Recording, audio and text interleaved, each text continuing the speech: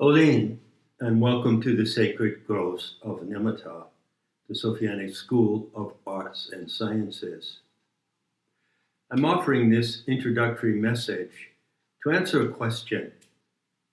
I'm pretty sure that most, if not all of you who come to this platform might ask yourselves this question: how do I find my way into this material so that I can engage with the topics and themes that really interest me and learn how to apply what I find to my life in a way that matters in how I view life and in how I conduct my affairs in the world? That's the question. I could put it in other forms, but I think you get the point. And of course, it's natural that you would ask that question. Now, there are two ways I can answer that question.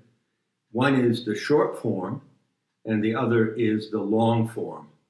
So you'll find the short form here in this short introduction, and you'll find the long form under the same title with a text and the continuation of this talk on the page for visitors.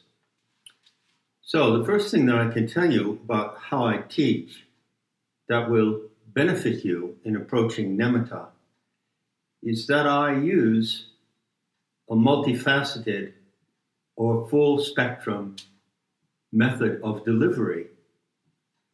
So compare this to what you would find in any university or institute of higher learning. You have the faculty of the university, they have their offices, and each one of the professors teaches a particular topic. So there is the professor of biology, of history, of art history. And each one of these professors only teaches that one subject. That is not the case here. And perhaps it might help if I use the word guise, a guise or a role. So in presenting Nemeta, I come to you through a variety of guises and roles. I am, for instance, a teacher of the humanities, but that's not all. So it's quite different from the situation that you find in conventional higher education. Yes, indeed, it is different. And I can't overemphasize how different it is. And this difference in the character, content, and delivery of Nemeta can be quite disorienting and baffling and off-putting. I'm fully aware of that.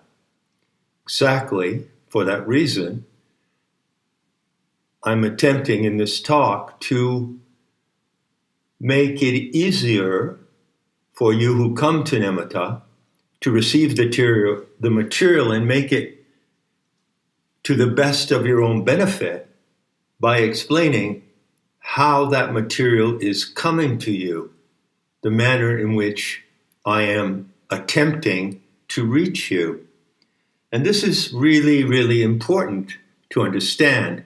It's important to me.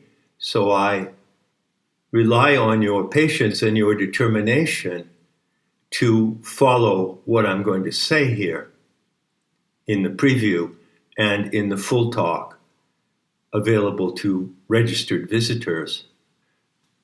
I've used the terms guise and role, and those terms are applicable.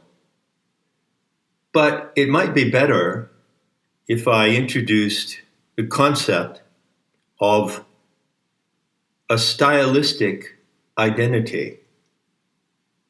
Just think about that phrase for a moment. A stylistic identity. So I deliver the content of Nemeta and also everything I do in my talks in a stylistic identity or in a spectrum of stylistic identities. Now, there's a world famous French writer who has been an important figure in my life, Louis Fernand Céline. And Céline once said, referring to himself and his literary output, "Le style fait l'homme," style makes the man. Now, I would paraphrase that in this way. Style is what instills and supports the authentic character of any individual or the message coming from that individual. So you would know, of course, that artists who have attributed or contributed significantly to the humanities and to the propagation of morals and values for living better, living correctly, living according to a certain standard of humanity, you will agree that they are all characterized by style. So there is the style of the sculptor Brancusi or Brancusi. There's the style of James Joyce, and in Joyce you find also a multiplicity of styles. The style of his book, Portrait of the Artist as a Young Man, is different from the style of his short stories, Dubliners, or from the style of Ulysses, which in itself contains a multitude of styles. Likewise, for musicians and composers, the style of Beethoven is not the same as the style of Stravinsky. So style is, you could also say, a mark of mastery of the material, whatever it may be, writing, sculpture, music, and the style gives the signature to that material. So what is my style of delivery? Well, I use various stylistic identities. Now, this may seem like a baffling phrase, but I can make it clear immediately by referring it to the well-known phenomenon of LARPing. So LARP stands for live action role playing. So we know now that due to the anonymity of the internet, anyone who goes on the internet can assume a role, a guise, a fictional identity. In the live action role playing of massively multiplayer games, there is an avatar. You assume an avatar to play the game. And that avatar is your stylistic identity within the game. So this analogy is clear, and I think it's vastly demonstrated, largely for the worse, by examples of people LARPing on the internet. So what you see in the delivery of the content of Nemeta is a massive performance of LARPing. I don't simply come through in one assumed identity. I come through in, well, how many? More than a dozen. In the text that goes with the complete version of this talk, I undertook to make a list of the stylistic identities that I employ in Nemeta, and I was amazed. I was myself amazed by how long the list is. I'm not going to go through that complete list here, but you can read it in the text for that unit. Now, I have to do it in this way. I really have to, because what I teach is not just one thing.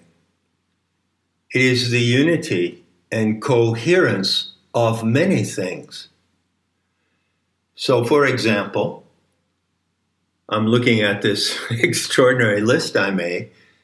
Here I just say 3 or 4 examples of the stylistic identities that I employ.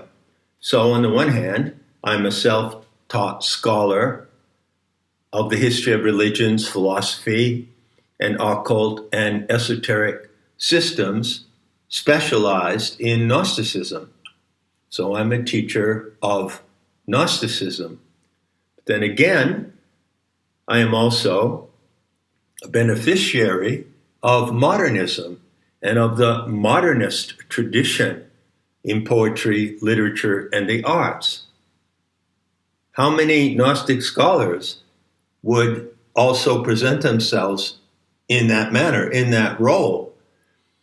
Third, I'm also a teacher of naked eye astronomy. That is the art of reading the celestial code, reading the skies, and following the cycles of the sun, moon, and the planets.